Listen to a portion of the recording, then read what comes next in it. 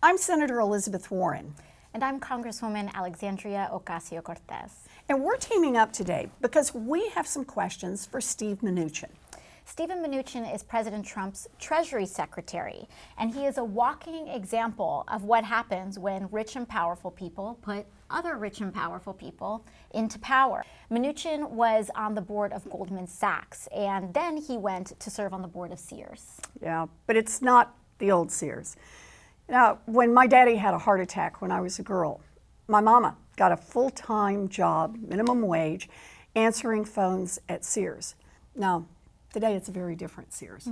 And that's because in the early 2000s, Steven Mnuchin's old college roommate, a private investment fund owner named Eddie Lampert, put his friend, Steven Mnuchin, on the Sears board. And then he drove the company into the ground. For the better part of a decade, Eddie Lampert's name has been inextricably tied with Sears, but at this stage, it's really unclear whether his hedge fund ESL investments generated returns or losses. Eddie Lampert is a guy who likes to want to be a winner, and this was an L.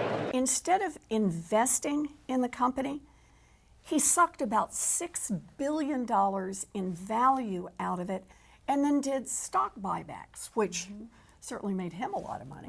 He loaded Sears with huge amounts of debt, making it hard to withstand shocks to the retail industry and the 2008 financial crisis, because debt is what makes Wall Street money. He closed over 3,500 stores and fired more than 250,000 workers.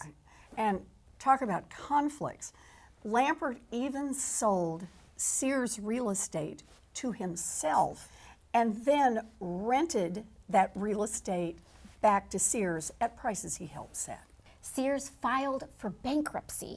Thousands of workers lost their jobs, but Eddie Lampert, he likely walked away with billions. Yeah. Now, if this sounds crazy to you, it's because it is. And it's not just Sears. Take my constituents in the Bronx. Last year, private equity groups took over Toys R Us and fired 38,000 workers without giving them the severance pay that they were promised.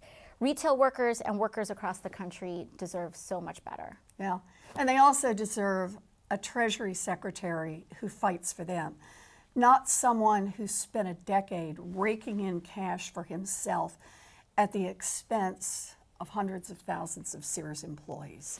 So we've sent Steven Mnuchin a letter asking him what he did as a member of the Sears board when Eddie Lampert proposed gutting the business, closing it, and buying back stock rather than investing in workers. I think it's important that we know how the secretary felt about this course of action at that time. That's right. We think the American people deserve answers, and we're out there to fight for them. That's right.